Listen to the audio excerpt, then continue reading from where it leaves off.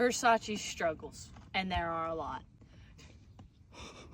Versace is my 17-year-old Arabian. Versace struggles with many things. I love his previous owner. She was able to start his full brother, but he was a little bit more difficult.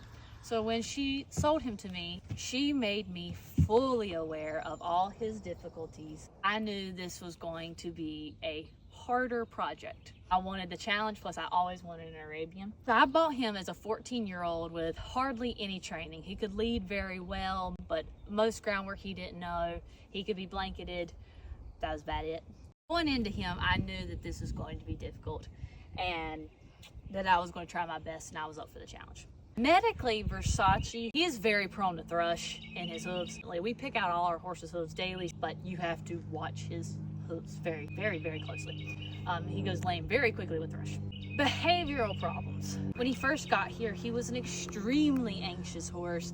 Everything terrified him. He would start shaking like a leaf. It took about a year just to get him acclimated to normal stuff. Hi. I had a very steep learning curve with him. Starting him the first time did not go well, but I learned my lesson and have since gone back with groundwork. His biggest problem when he first got here was back here. You could pick out his feet, you could touch his back legs, but he could not have had fly boots back on. Somebody told me just leave him on overnight. He literally kicked the ground at full force all night long. I'm surprised he didn't fracture his own leg. That was great. You could touch this leg if you were on this side, but you could not touch his other leg. So this is honest, this is real. Let me give you some context. Versace has taken a couple steps back in the last couple weeks. The reason why is because we bought a side-by-side. He's the only horse who is still not over it. We've had this thing for 3 weeks.